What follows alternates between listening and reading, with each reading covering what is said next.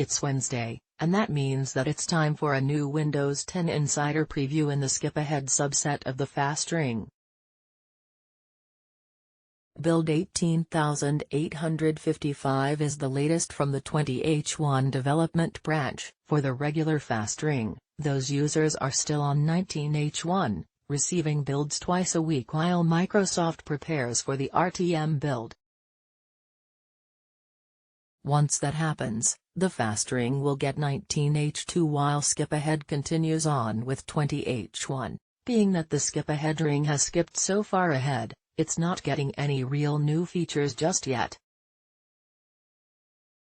Indeed, the new features listed for this build should mirror the latest fast ring build, which is build 18356. There's a new update for your phone, which allows you to mirror your Android phone's screen, something that was originally shown off at an event in October.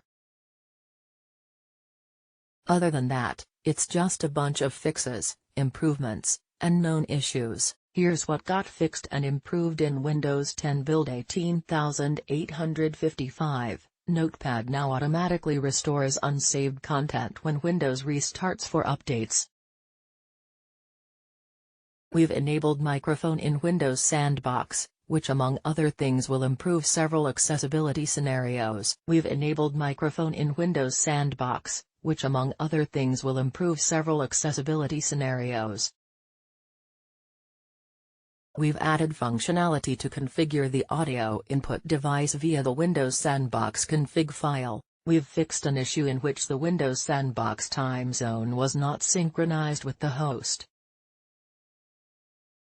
We've enabled the Shift+Alt+Print screen key sequence in Windows Sandbox, which activates the ease of access dialog for enabling high contrast mode. We've enabled the Ctrl+Alt+Break key sequence in Windows Sandbox, which allows entering/exiting screen mode.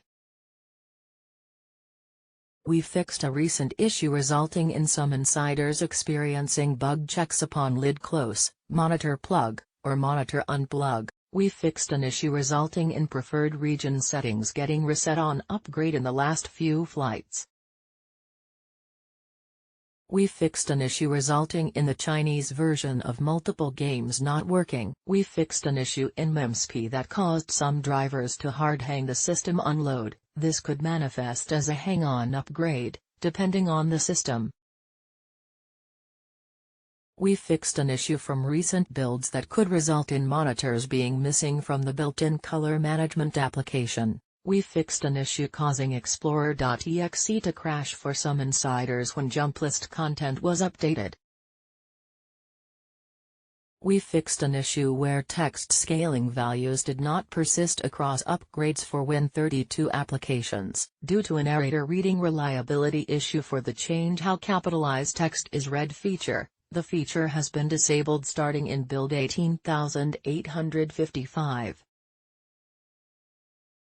We fixed an issue that could cause the touch keyboard to crash when switching from IME-based languages to another language. And of course, there are some known issues. Launching games that use anti-cheat software may trigger a bug check, GSOD.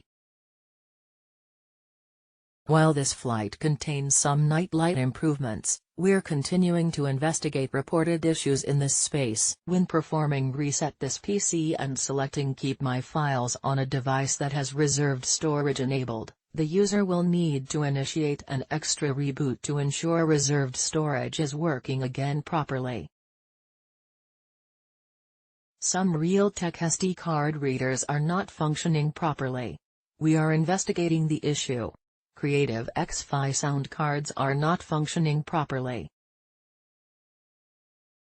We are partnering with Creative to resolve this issue. We're investigating an issue preventing VMware from being able to install or update Windows Insider Preview builds.